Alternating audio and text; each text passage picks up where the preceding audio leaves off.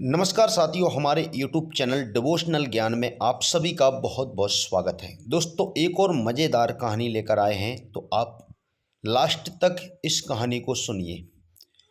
दोस्तों, बर्तन में समुद्र भरना। एक फकीर हुआ अगस्तीन कोई 30 वर्षों से परमात्मा की खोज में था। भूखा और प्यासा रोता और चिल्लाता और प्रार्थना करता, एक क्षण का विश्राम ना लेता। जीवन का कोई भरोसा नहीं है। परमात्मा को पा लेना है तो सब भांति के उपाय उसने किए और बूढ़ा हो गया, थक गया था। परमात्मा की कोई प्राप्ति ना हुई थी। कोई दूर परमात्मा निकट नहीं आया। बुढ़ापा निकट आ रहा था, मौत करीब आ रही थी। उतने ही प्राण और चिंतित होते जाते थे। एक दिन सुबह सुबह ही रात भर रोक कर भगवान से प्रार्थना करने लगा कि तुम मुझे कब दर्शन दोगे। सुबह उठा और नदी के किनारे और समुद्र के किनारे घूमने चला गया। सूरज उगने को था, किनारा एकांत था, समुद्र का कोई भी भान नहीं था। थोड़ी दूर चलने पर एक छोटा सा बच्चा उसे खड़ा हुआ दिखाई पड़ा, एक चट्टान के पास। बहुत चिंतित, बहुत परेशान वह बच्चा था। अगस्तीन ने पूछा, तू किस लिए इतना परेशान है और इतने सुबह सुबह इस अकेले जगह पे समुद्र के किनारे क्यों चला आया?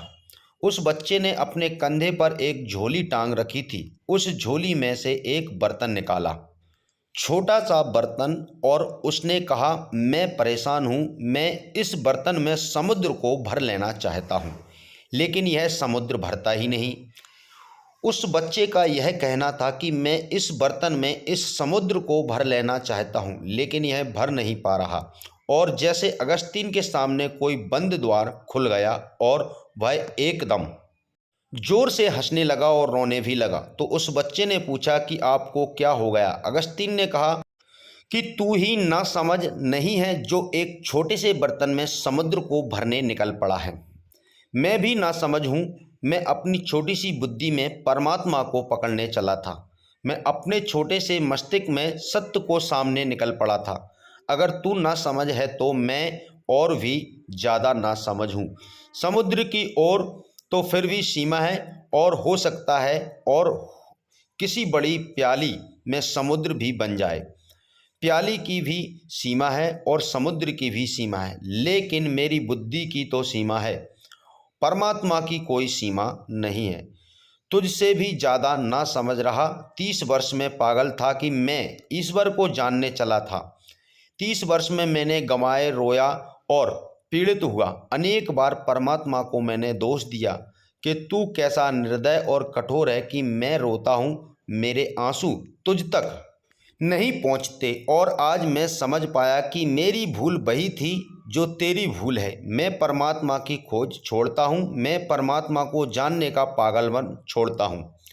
भाई नाचता हुआ वापस लौट आया और अपने आश्रम में वहाँ के और सन्यासियों ने कहा, क्या तुम्हें परमात्मा मिल गया जो तुम आज खुश हो, जो कि 30 वर्षों से कभी मुस्कुराते नहीं देखे गए, आज नाचते हो? क्या तुमने उनको पा लिया है? क्या तुमने उसे जान लिया है? अगस्तीन ने कहा, उसे तो मैंने ही नहीं पाया, लेकिन अपने को खो दिया है। उसे तो मैंने नहीं जाना, लेकिन जानने के पागलपन को मैं समझ गया। और जिस क्षण मैंने यह दौड़ दी है, जानने का यह भ्रम छोड़ दिया है, उस क्षण मैंने पाया वह तो सामने ही था, वह तो सामने ही है। मैं भी तो कहीं हूँ। मैंने उसे कभी खोया नहीं था, लेकिन उसे खोजने और जानने के पागलपन में मैं पड़ गया था, और मैं इसी भूल में उसे खोए हुए था, जो कि अभी खोया हुआ नहीं था।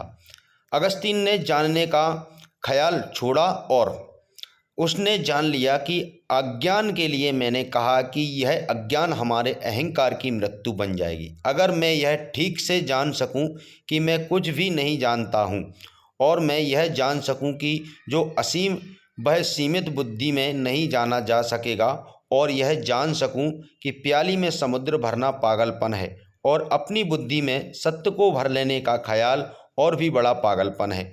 अगर यह मुझे दिखाई पड़ जाए तो मैं तो गया, मेरी सामर्थ्य तो मिट गई, मैं तो रिक्त और शून्य हो गया। और जिस क्षण कोई व्यक्ति उस स्थिति में पहुंच जाता है जहां उसे यह भी भ्रम नहीं रह जाता कि मैं जानता हूं, अज्ञान की जानने की स्टेट ऑफ नॉट नोइंग में है, जब भी उसे कुछ भी प्रतीत नहीं होता है कि मैं जानता हूँ, मन एकदम मौन और शांत हो जाता है। उसी शांति में जाना जाता है। अज्ञान ज्ञान का द्वार है, अज्ञान का बोध। लेकिन हमारे सारे लोग अज्ञान को ढांक लेते हैं उदार ज्ञान से। अज्ञान को भीतर बना रहता है, ज्ञान बाहर से इकट्ठा कर लेते हैं और उस ज्ञान के ऊपर छा जाता है हमारा अज्ञान। ऊपर ऐसे अज्ञान को भीतर छुपा लेते हैं। आप जानते हैं ईश्वर है, भीतर अगर झांकेंगे तो पता चलेगा कि नहीं जानता हूँ। लेकिन अगर कोई बुद्धि से पूछेंगे तो बुद्धि कहेगी हाँ ईश्वर तो है, किताबों में लिखा है, गुरु कहते हैं, ऋषि मुनि कहते हैं ईश्वर हैं। जब तक कोई और कहता है कि ईश्वर है, जब तक आपके लिए ईश्वर नहीं है। जिस दिन आपके प्राण जानेंगे उसी दिन होगा कि उसके पहले नहीं हो सकता। तो दोस्तों, आपको यह कहानी कैसी लगी?